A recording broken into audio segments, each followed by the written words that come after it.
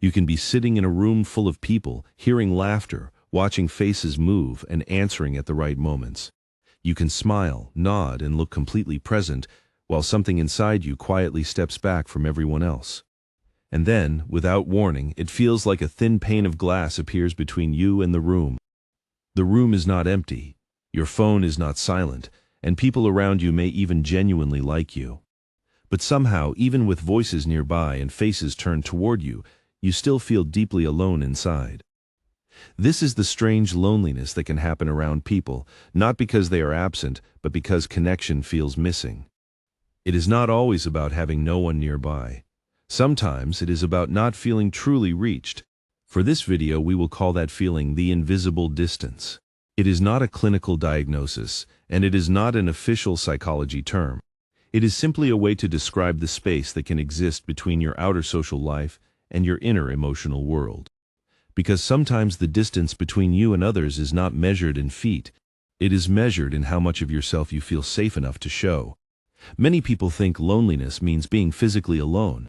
But some of the loneliest moments happen at dinner tables, in group chats, at work, in families, and even in relationships. You may have contact, but not connection. You may be included, but not understood. You may be heard, but not emotionally met. Psychology often reminds us that human beings do not only need people nearby. We need signals of safety, recognition, and emotional response. One related idea, social baseline theory, suggests that supportive relationships can reduce the burden of facing the world alone. In simple terms, real connection can tell the nervous system, I do not have to carry everything by myself. But when you feel lonely around people, your body may be near them while your emotions are still alone. You may be talking but not saying what is actually true. You may be laughing while hoping no one notices how tired you feel underneath. You may be invited, replied to, and surrounded while still feeling unseen. Imagine sitting with friends while everyone jokes about their week.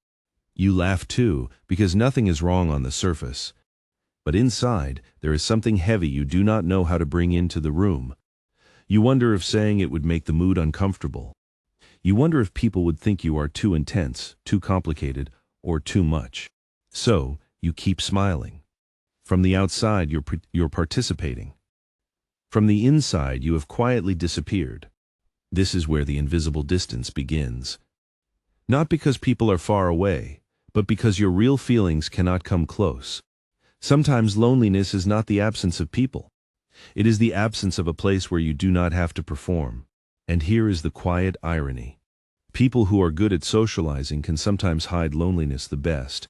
They know when to laugh, when to ask questions, when to change the subject, and when to make others comfortable. They may look easy to be around, but being easy to be around does not always mean being deeply known. If you have spent years reading the room, protecting the mood, and lowering your own needs, you may become very socially skilled. But the version of you people connect with may be the trained version, not the tired one, not the scared one, not the one who secretly wants to be held in understanding. This is why some people can be liked by many and still feel lonely. They are not unloved. They may simply feel loved for the parts of themselves that are easiest to show. At the center of this kind of loneliness is often a lack of emotional attunement. Emotional attunement means someone senses, respects, and responds to what you are actually feeling. They do not have to understand you perfectly, but you can feel them trying to come closer to your inner world.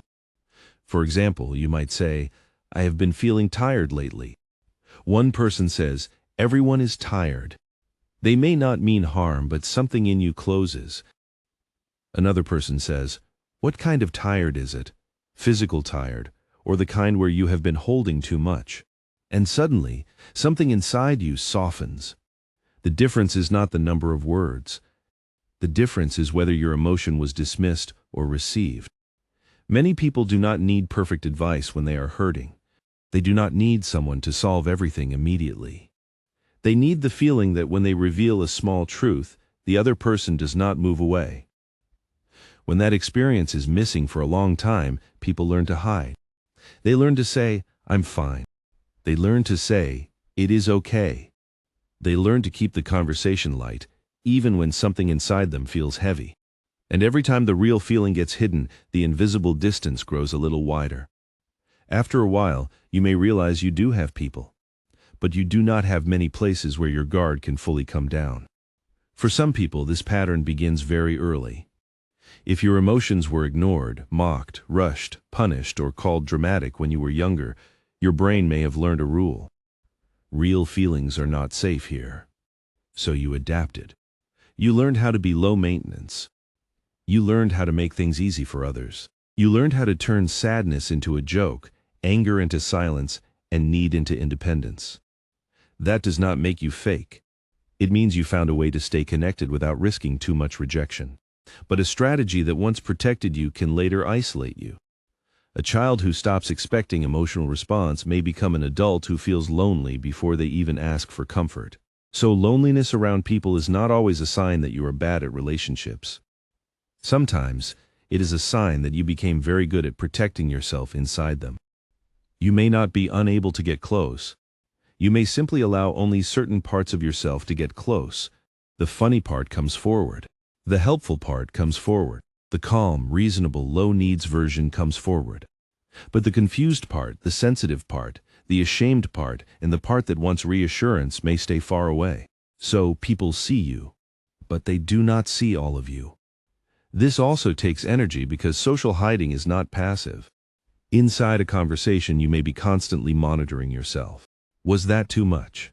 Did I sound strange? Are they bored? Should I act more relaxed?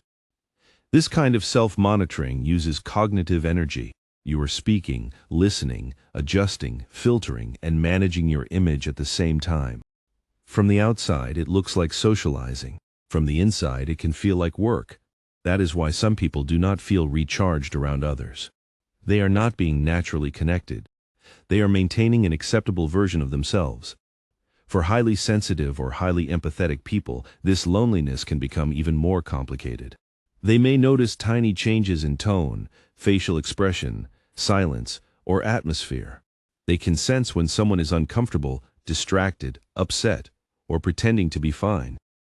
But when you are always reading others, it can hurt when no one seems to read you. You become the emotional receiver in the room. You notice everyone else's weather, but very few people ask what the weather is like inside you. That creates a very specific kind of loneliness. You can feel close to other people's emotions, while no one feels close to yours. Another form of invisible distance comes from depth mismatch. You may not hate small talk. You may not think you're better than anyone. But your mind often moves toward deeper questions. Who am I really in this relationship? Why did that moment affect me so much? Am I being honest? Or am I playing a role again? Meanwhile, the conversation around you stays on the surface. There is nothing wrong with surface conversation. But if your inner world is asking for depth, surface connection can start to feel painfully thin. You do not need everyone to understand your entire inner universe. But you may need one or two people who are willing to go a little deeper with you. So how do you begin to close the invisible distance? The first step is not forcing yourself to meet more people. And it is not shaming yourself for feeling lonely when you are technically not alone. The first step is asking a gentler question. Do I need company or do I need understanding? If you need company, simple presence can help. A walk, a meal, a quiet film, or sitting near someone may help your body feel less alone. But if you need understanding, more social activity may not solve the ache. You may need more honest expression. Not all at once. Not with everyone. Just a little more truth, in places that feel safe enough. You might replace "I am fine" with "I'm a little tired, but I do not fully know how to explain it yet." You might replace "whatever is fine" with "I actually have a small preference." You might replace "it is okay" with "I need a little time to process that." These small sentences may seem simple, but they are ways of bringing your real self back into the relationship. Of course, not everyone has earned access to your inner world. Connection requires safety.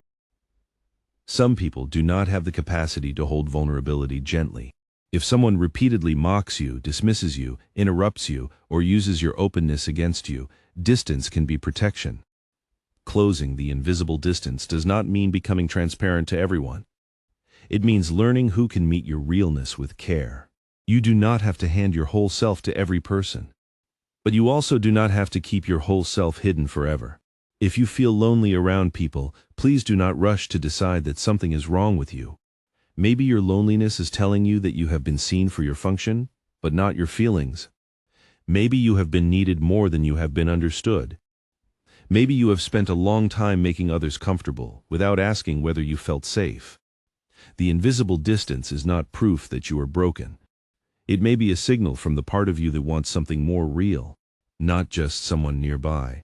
A place where you can exist without shrinking. Real closeness is not about always being cheerful. It is not about someone always knowing the perfect thing to say. Sometimes, real closeness is simply the moment you reveal one honest piece of yourself and the other person stays.